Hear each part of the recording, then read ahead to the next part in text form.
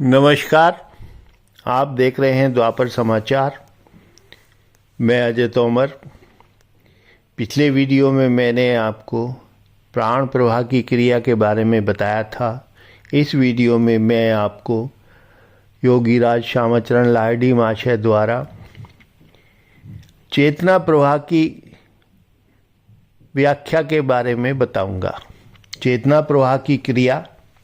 चेतना शक्ति मुंड और मेरु में सर्वत्र व्याप्त रहती है, फिर भी वह 3 जगहों पर 3 क्षेत्रों की रचना करके वहाँ पर परमा, विद्या और अविद्या नामक 3 रूप धारण करती है और क्रिया करती है। वह ज्ञान रूपाति लालसा है और वह ज्ञानमयी और अत्यंत लालसामयी है, किंतु उसके प्रवाह की गति प्रवृत्तिमुखी और निवृत्तिमुखी होती है। इस प्रकार से गति के भेद से उसके प्रवाह में ज्ञान का, लालसा का लक्ष्य भिन्न प्रकार का होता है।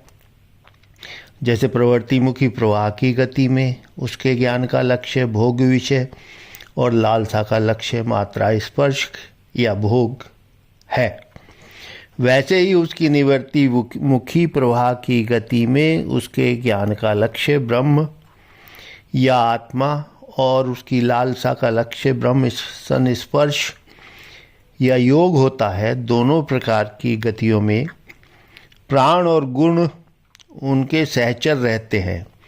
भोग लालसा का नाम आसक्ति और योग लालसा का नाम भक्ति है। उनके प्रवाहित होने पर प्रवृत्तिमुखी गति में वह जैसे आत्मविस्तार करके स्वयं विषयों में लिप्त होती है और देही को भी लिप्त करती है, वैसे ही निवृत्तिमुखी गति में वह आत्मा को समेट कर ब्रह्म में योग युक्त करती है और देही को भी युक्त भक्ति और ज्ञानी बनाती है। इसलिए प्रवृत्तिमुखी गति में आत्मविस्तार करने पर उससे परमाविद्या और अविद्या नामक 3 रूप, ज्ञान विज्ञान और अज्ञान नामक 3 ज्ञान, चेतना, कर्ता क्रिया और कर्म नामक 3 भाव, जागृत स्वप्न और सुषुप्ति नामक 3 अवस्थाएं और भोक्ता भोग और भोग्य नामक 3 क्रियाएं प्रकाश में आती हैं।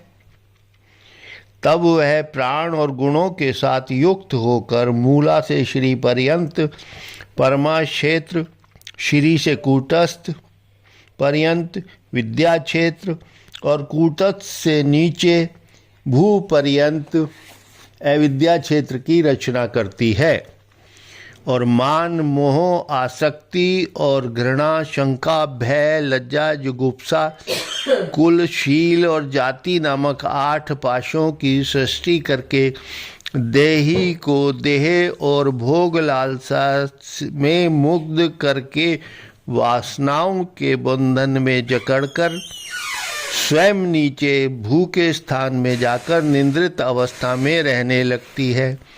इस अवस्था में उसका नाम हो जाता है कुल कुंडलनी, क्योंकि वह देही को कुल में कुंडल के द्वारा कुंडलित करती है या फांस में बांध देती है।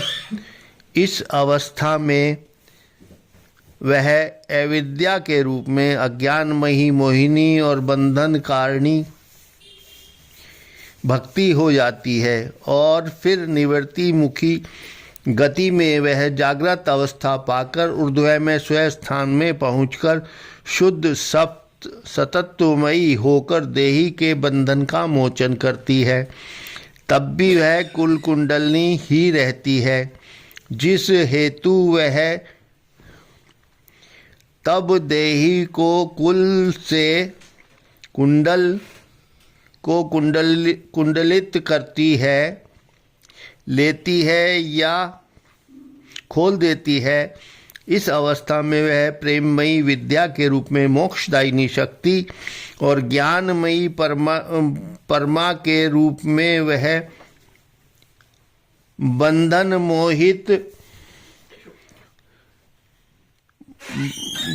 मोहित मोचन कारणी मुक्तिदायिनी शक्ति होती है।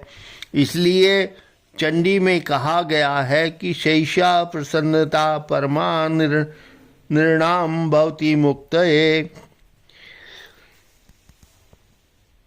नेक्स्ट अगले वीडियो में मैं आपको गुण प्रवाह की क्रिया के बारे में बताऊंगा। अगर आपको वीडियो अच्छा लगा हो, पसंद आया हो तो इस मेरे चैनल को सब्सक्राइब करें, लाइक करें, शेयर करें और आध्यात्म से जुड़े हुए लोगों को फॉरवर्ड करें। धन्यवाद।